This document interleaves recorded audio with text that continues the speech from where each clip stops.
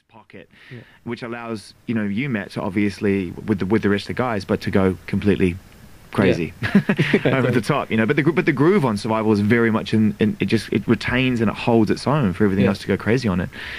Let's talk a little bit more about that song in particular, because obviously it's one we're playing tonight. You working with the choir and pushing it out there and being even more sonically adventurous in terms of the width of the sounding of the record. I mean, does it get more and more challenging the more you try and take on, or do you understand it more? I've learned a lot more about that. I mean, these days with the kind of computer setups you can access a lot of sort of virtual instruments, and then even though the whole album we've done it all for real, from the composing point of view, you can do a lot of that stuff and test it out before you actually go into the studio with a full choir. So that it just makes it a lot easier doing it. Trying to rein that in though and get it down to a condensed piece of music that mixed sounds good in small speakers as it does in the studio here where it's been trained. Oh, you've got to make it sound good on a little iPhone speaker. Exactly. I think it might actually melt my iPhone if I try and play that right now. But it launches out at you, and I mean that must again create some unique challenges, because you just seem to, what I'm trying to say is you seem to be raising the bar every time. I thought Resistance was nuts, This record is sonically and ideas-wise and sound-wise even bigger. That's just what we do, isn't it? I don't know, at some point it's going to, I can't imagine. Implode? Is that possible? I know, I'd like, the other track you've heard, you've heard is what's going to be the main single, if you like. That track is, I think it's pretty stripped down, minimal for what we do, So I think there's a couple of tracks where we've captured that other side.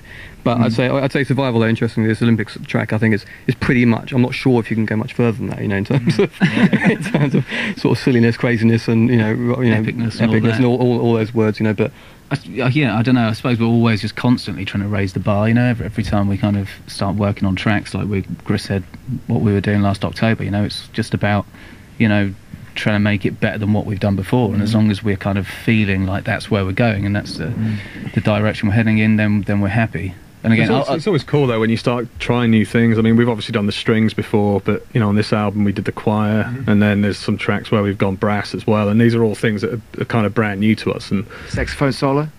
Actually, no, we've got the brass. We've got a little brass, jazzy brass number, haven't we? Yeah. I think you heard that track. It's a bit very underrated brass, I think, in the modern day music. No, we've brought brass back on this one. Bringing brass back. Quote. Thank God I don't work for a magazine, mate. Otherwise, that's your headline. I tried to get a sax solo, by the way. I was pushing for the sax solo. It's a very fine line, I think, with sax. Yeah, the solo is one step too far, but a nice little. But who dares wins, man? I mean, seriously, the people who've gone and put the sax solo out there have created some of the most iconic musical moments in history. I know. We're on holiday recently, and I just think of Kenny G. I was in Greece, and someone had Dire Straits on, and they've got a whole song that's just like a trumpet, a saxophone solo. Yeah. Go do do do do. It's so like, it just makes me think of Romancing the Stone in that film. Very much. It's a very 80s thing. We've never been able to shake it, but you guys aren't adverse to a little 80s in your music, surely. A little whisper here and there never hurt anyone. Yeah. Well, that's the song that we're talking about. It's got a slight 80s twinge to it, I suppose. But you actually flinched when he said that. I'm not sure we heard that one. Have you heard that one? Panic Station. Oh, we haven't heard it. Oh, okay. But yeah, we had a nice little horn section, some like old boys from like Chicago or somewhere. Yeah, the lead trumpet player was. Oh, I have. This is the disco. This is the one that's kind of quite disco-y. Exactly. You're underselling it. You're making it feel like it's like a supergroup featuring Kenny G, Otmar Liebert, and someone else. But the lead trumpet player was the same guy who played on Superstition. Yeah, there you go. Yeah. Well, I mean, that's not brass, is it? And that guy and the what was it I was going to say? Yeah, it's 40 years. That's what he pointed out, that when this album comes out, it's 40 years almost to the month, I think, that when Superstition came out. Wow. Which is great. We've got the same guy playing, and it's a similar riff actually. It's got to be said. Now, I don't want to try and protect you from anything, but let's just hold back on that conversation. Stevie Wonder's publishers will be in touch.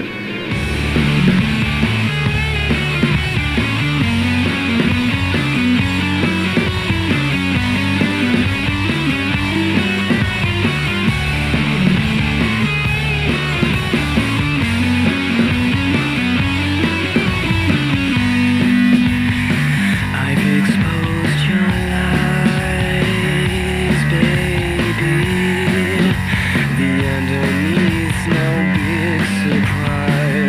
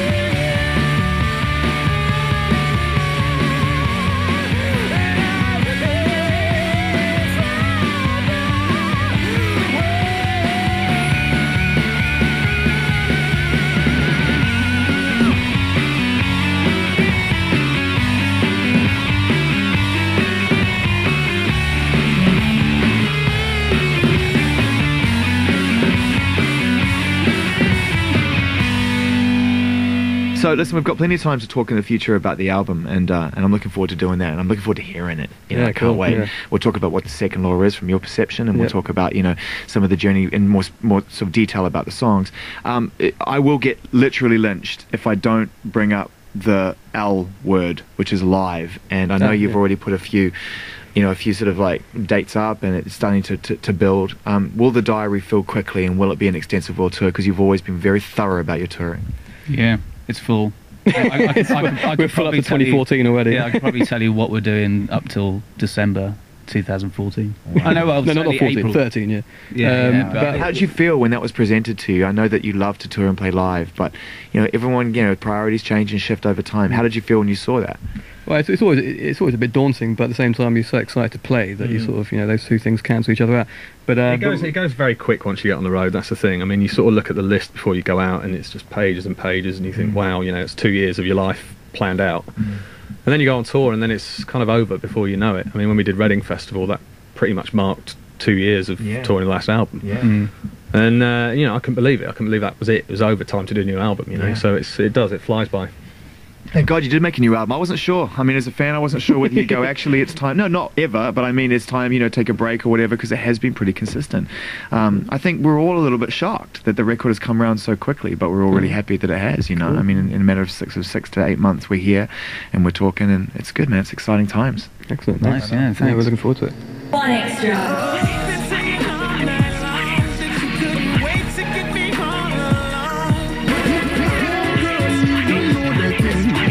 This is the sound of One extra. If you love it like I love it. This is the sound of BBC Radio One Extra. this is BBC Radio One Extra.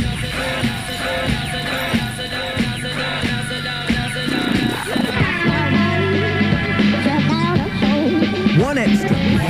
On digital radio, digital TV, online, and on your mobiles. All right, there you go. We hope you enjoyed the interview, the worldwide first interview with the band back with a new album. And we hope you enjoy Survival and Prelude. You'll be getting a lot more of that with more music to come. Julio Bashmore